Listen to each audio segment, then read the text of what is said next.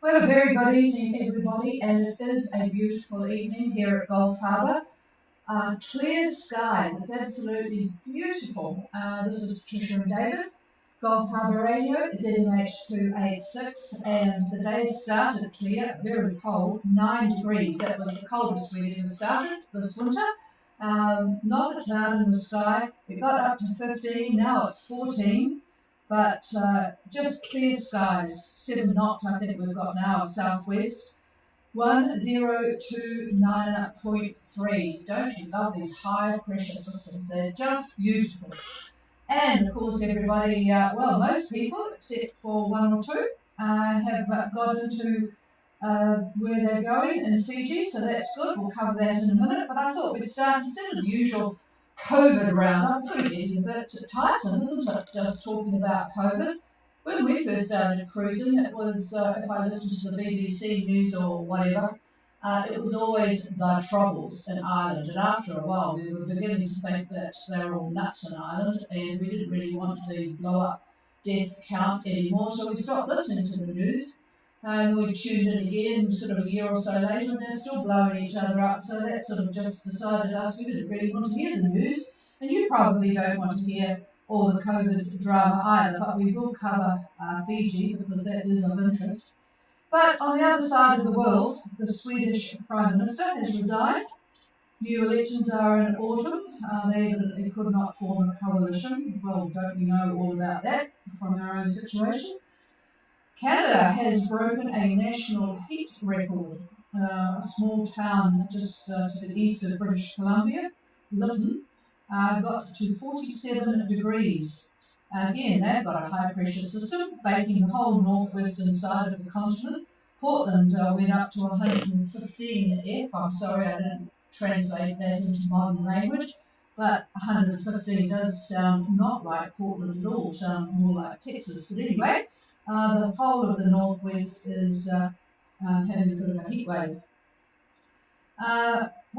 Things are hotting up in the North Sea too. The Ukraine and NATO have launched drills in the North Sea. Now, we're not talking about oil, we're talking about exercises, military exercises.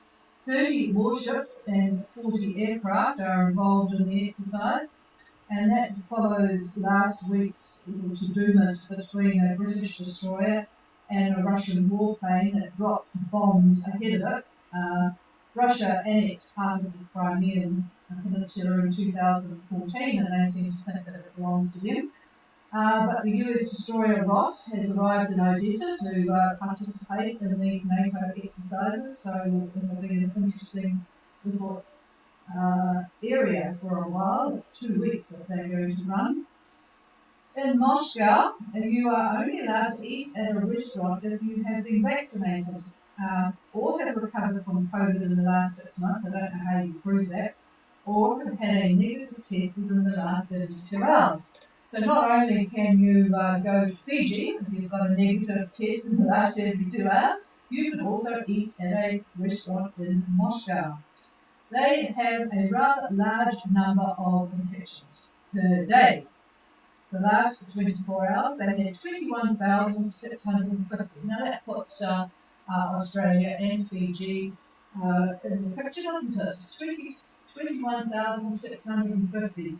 611 died in the last day. 611 in 1 day. And this is about average for Moscow at the moment. So in Fiji, though, there were 4 deaths, which is up. Now, a total of 21 now, 312 new cases. So they've got 3,306 active. So just sort of a reminder to follow the protocols and stay away from people and do the right thing. 10 million Aussies are in lockdown. One bit of news I found interesting, we had quite a discussion about it actually. It was in our paper. A man, it has to be a man, this is a real man story. He decided to cook dinner, steak and chips.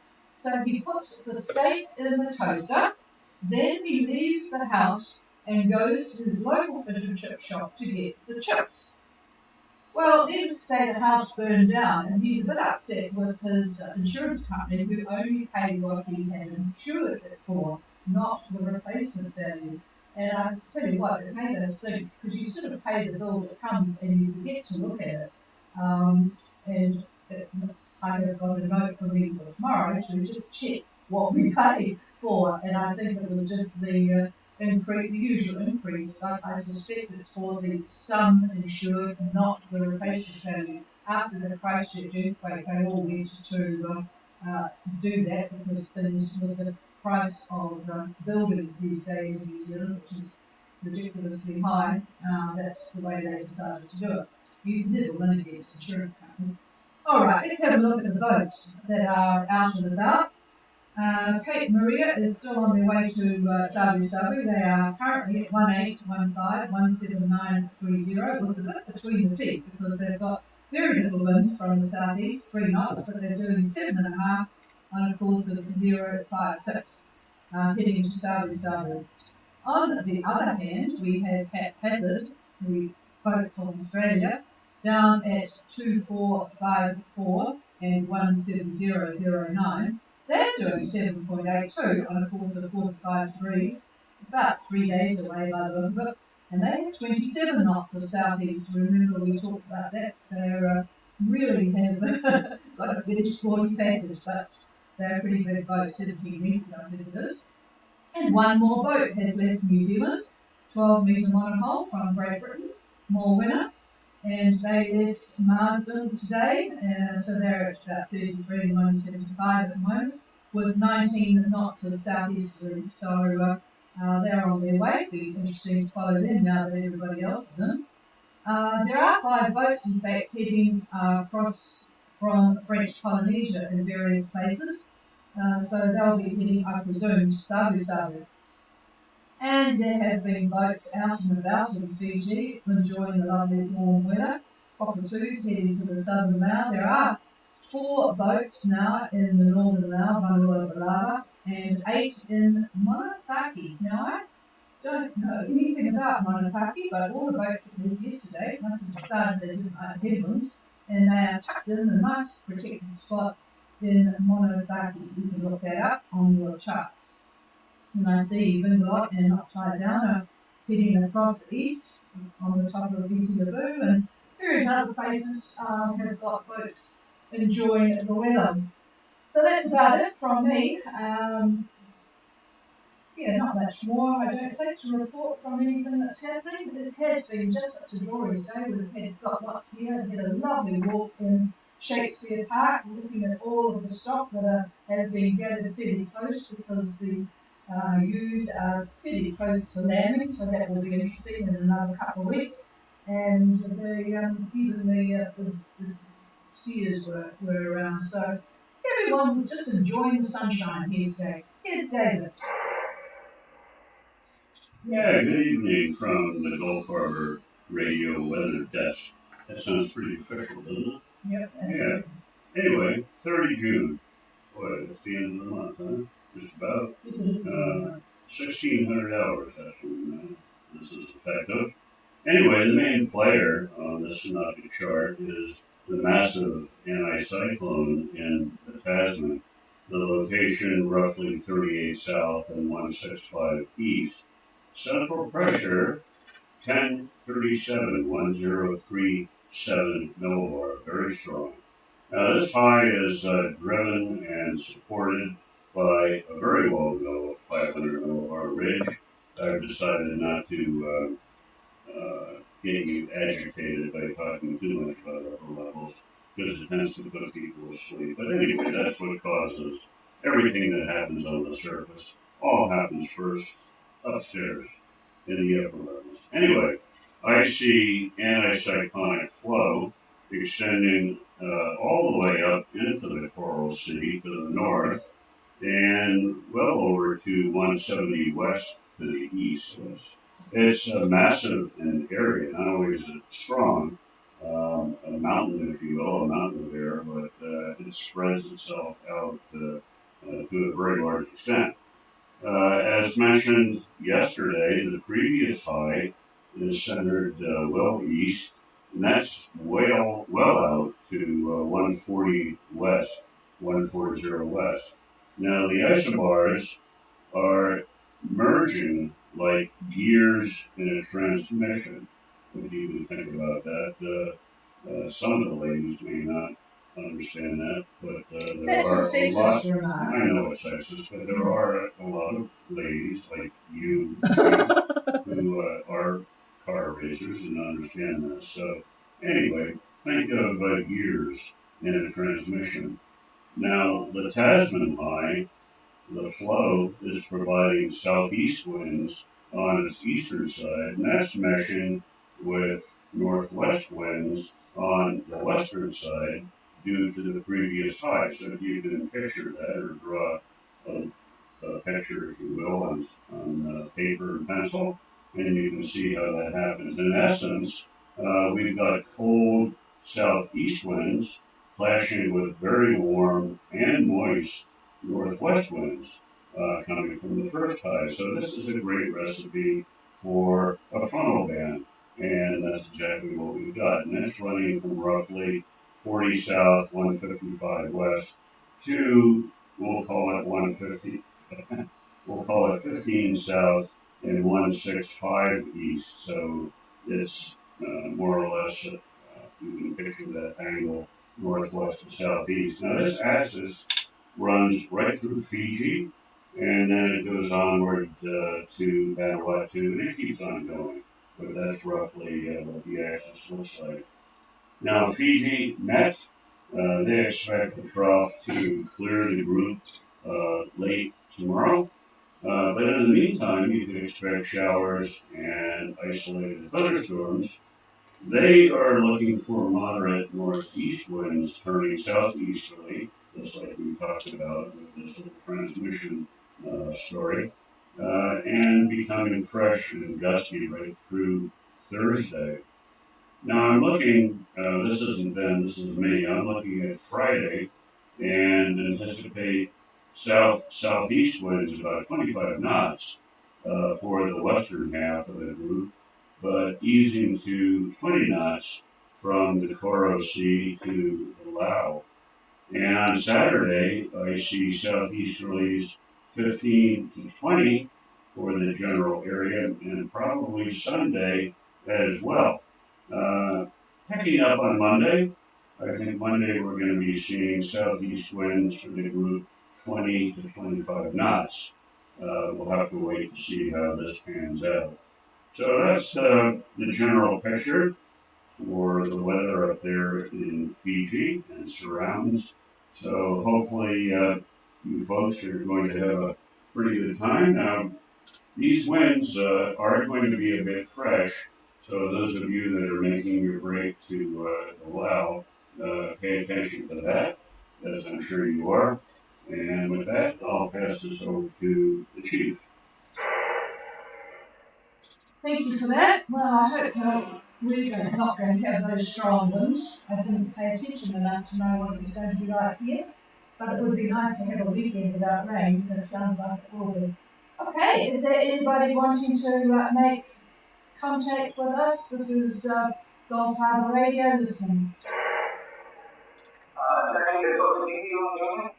Yeah, you are indeed sailing, I see, Charles. Go ahead. So we woke up this morning with a northeaster arriving 30 of the model transportation and breeze, and we decided that on the next week of sea that we probably had a 24-hour period of reasonable conditions to get good to the east.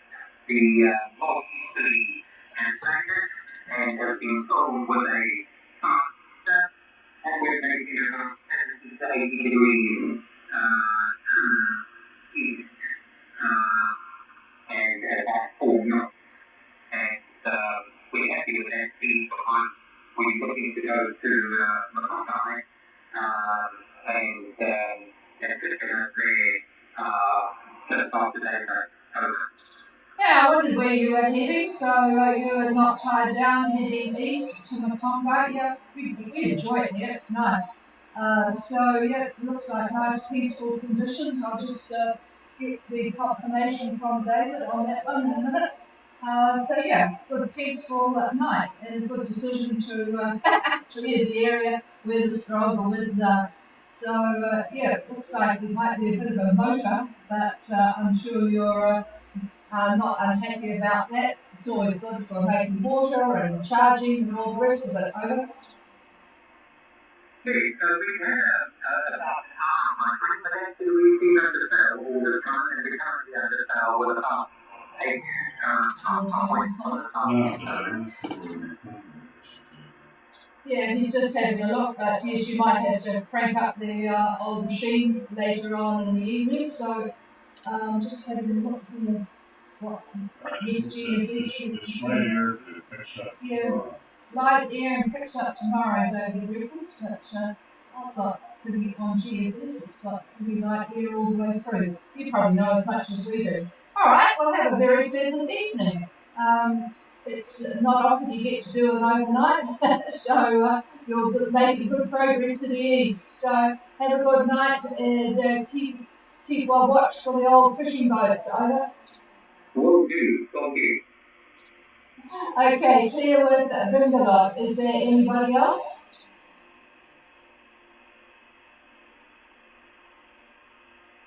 This is an interesting thing from.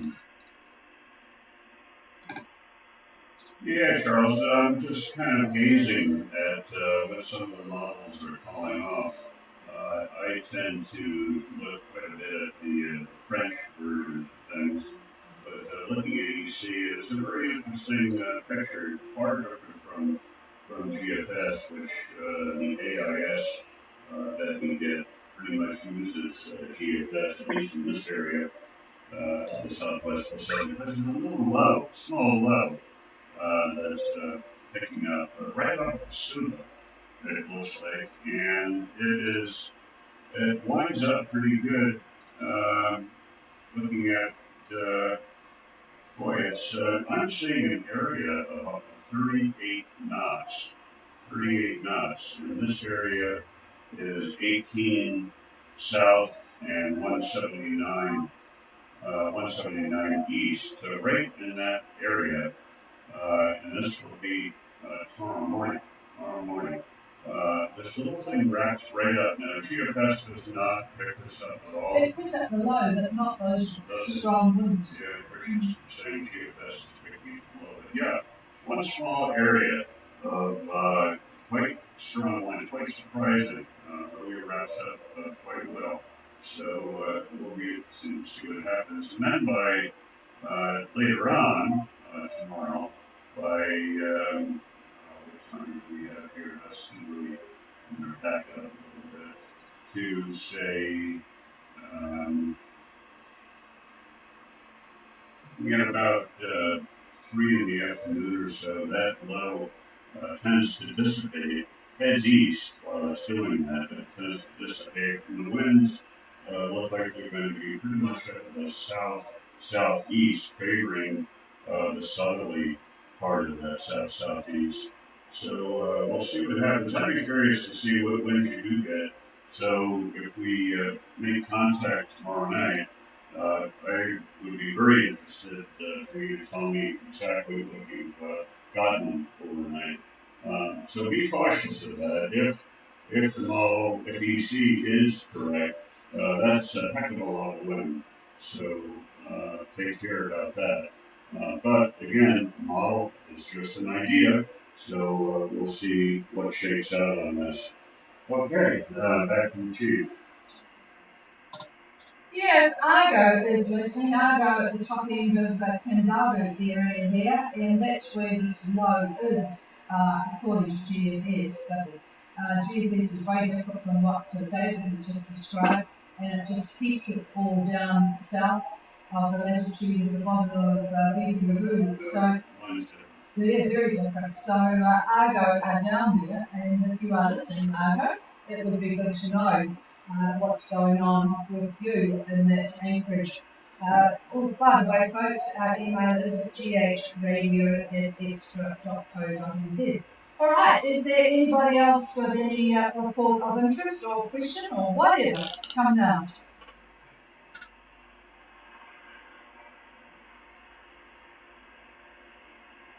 I was hoping that we might hear from Moondust to get his radio onto some things, but we'll give him another day to recuperate. All right, folks, we'll let you go, and we will be back again tomorrow night. We've got several days of beautiful weather here, so we're all quite happy.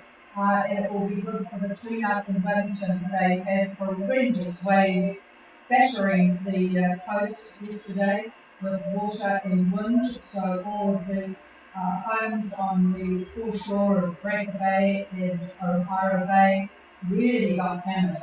But at least it's now dry and we'll be able to clean up.